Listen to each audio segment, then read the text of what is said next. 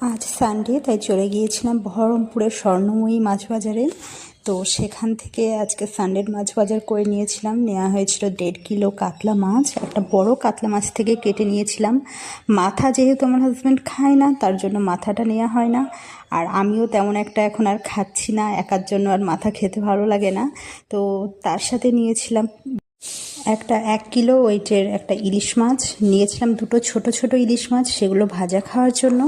আর নিয়েছিলাম জ্যান্ত কই। যখন কই মাছটা নিতে যাই তখন পুরো মাছগুলো লাফাচ্ছিল, একদম খুবই ভালো মাছ ছিল।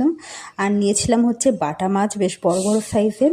তো এই হচ্ছে আমাদের এবারের মাছ বাজার, কারণ এরপর পুজোর মাস চলে আসছে, হয়তো বা বাড়ি থাকবো না, তো বেশি বাজার করিনি। এই মাছ বাজারেই ভাবা হচ্ছে এই মাছটা কভার করে দেওয়ার কথা।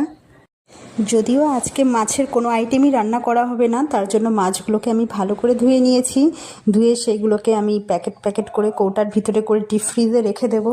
তো এই আর কি, এই ছিল আজকে সানডের মাছ বাজার। দেখা হচ্ছে নেক্সট ভিডিওতে। টাটা।